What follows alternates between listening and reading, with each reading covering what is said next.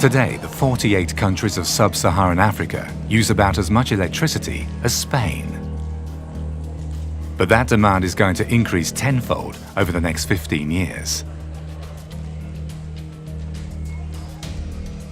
Planners say that alternative energy sources like wind or solar power simply can't produce enough electricity to satisfy Africa's needs. This is why 10 African countries are currently looking into the construction of nuclear power plants.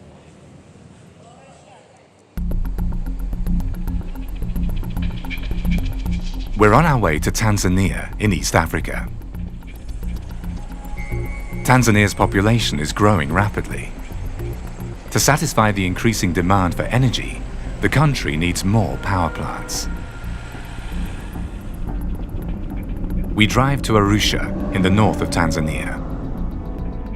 On our way, we realize just how poor the country is. 30% of its people live below the poverty line. Outside the big cities, there's no water supply and no electricity infrastructure. Nevertheless, the Tanzanian industrial sector is one of the fastest growing in Africa.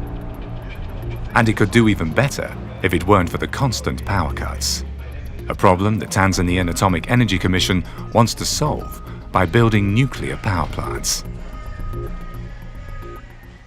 Some projects are actually in the initial state, like the power production, to train the scientists, to train the engineers, to train other staffs as well as other equipment. So we get some support from as I said, from collaboration with other organizations.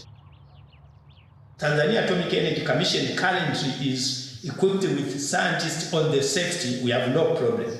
There are enough people trained from master's level to PhD. There are a lot of people who have been trained on the safety of radiation protection and security. They have been trained. But in engineering, to run the power plant, scientists, I think this we need to apply some projects which is currently running to get some support. But Tanzania not only wants to build nuclear power plants, it also wants to mine for uranium. The country, which is famous for its national parks and its abundant wildlife, is also rich in natural resources. Gas, gold, and now uranium. Together with international partners in the mining industry, Tanzania wants to exploit its uranium resources to provide fuel for nuclear reactors at home and abroad. A welcome boost for the country's economy, but a disaster for its national parks. Because right here, in the middle of Selous Game Reserve, mining companies want to excavate the nuclear material.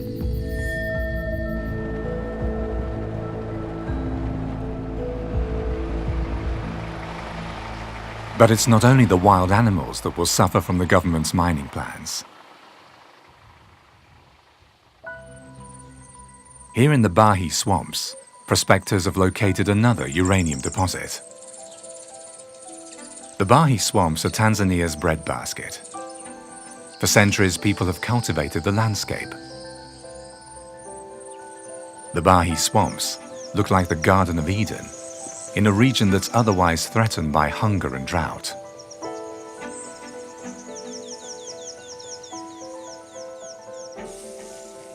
"200,000 people live here and provide the whole country with grain, rice, fish, and meat."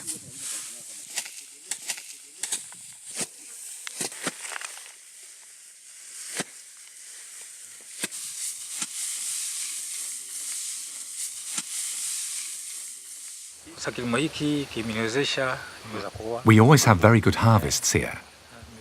From the rice I sell, I can feed my family and raise my children. I have 7 children. I sent them all to good schools, and now they have jobs. From my yield, I was even able to build 3 houses for my family. So, are you happy here? We're doing well here. Would you ever go away? Kama serikali itaamua kuwahamisha, mtakuwa tayari? No, I would never leave. It seems reckless for a country that relies on food imports to destroy its most productive agricultural region. Uranium mining would destroy the livelihood of these fishermen too. During the rainy season, the Bahi swamps turn into a huge lake teeming with fish. These fishermen catch tons of them, gut them, smoke them, and sell them around the country.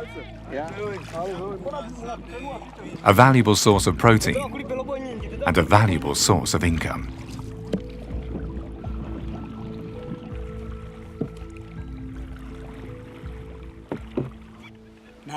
The catch is very good. I can't complain.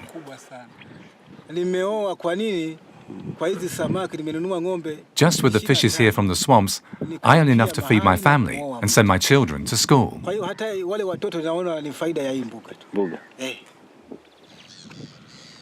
But apart from the environmental impact, does it make sense economically to destroy this agricultural area for uranium mining?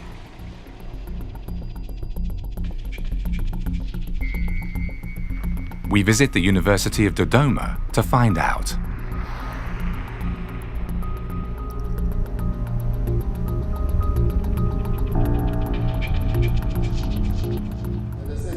Here, scientists attempt to assess the economic impact of uranium mining. They calculate the economic power of the Bahi region at the moment. Then they compare this to how much Tanzania stands to gain from uranium mining, which is predicted to last for only 13 years. The basis of very, very conservative estimates, mining of uranium in Bahi will cause a net loss of $116 million. A huge economic loss and irreparable damage to the environment. Suddenly, nuclear power doesn't seem so cheap anymore. Kinshasa, the Democratic Republic of the Congo, another African country with nuclear ambitions. In contrast to Tanzania, which is politically relatively stable, the Congo is a failing state. For the past 15 years, war has ravaged the country. More than 20 armed groups and 9 official armies have killed nearly 5.5 million people. Even today, the Congo is dangerous, corrupt, and unstable. But it's also a country with great potential. Here at the University of Kinshasa, 26,000 students study for a better future.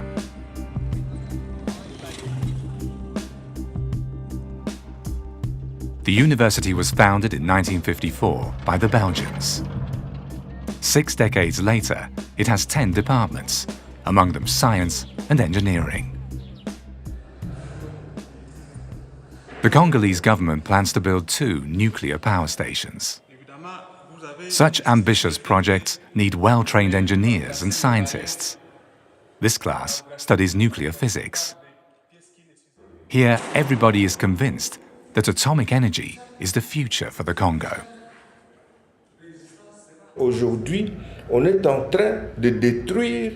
Right now, we're destroying the rainforest because most people still use firewood and charcoal. Therefore, the forest is being cut down. We have to change our traditional ways of life. For this, we need new energy sources that replace wood.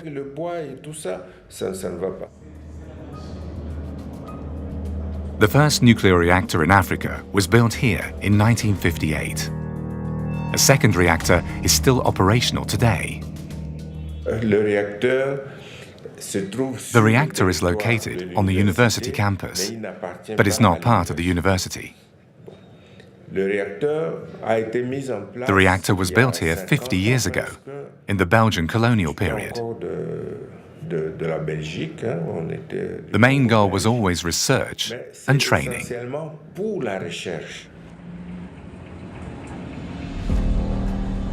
Ever since the reactor has existed, there have been concerns about its safety. In 2007, the head of the research institute was arrested because he had illegally sold 100 nuclear fuel rods. His successor's job is to advise Congo's government on nuclear energy matters. We meet him in his private home. Ironically, there's a power outage, and we need to use our car's headlamps to light the interview. En fait, c'est parce que l'Afrique ne veut pas rester. Africa doesn't want to fall behind. Africa also wants to advance in nuclear technology, because nuclear technology and nuclear physics are advancing, despite all the accidents, despite Fukushima and all that. In general, nuclear technology is becoming increasingly important in many areas. We cannot rely on hydropower, so we need to diversify. Therefore, I advise our government to develop other energy sources. I'm convinced that we should favor nuclear energy because we have great potential here. After all, we have the resources. We have uranium in our country. And thanks to the good experience and the long tradition with our research reactor, we've taken the first step towards nuclear energy.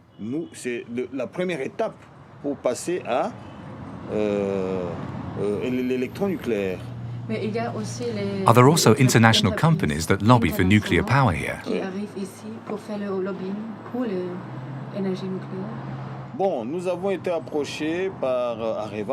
We've been approached by Areva, and that's a big company, right?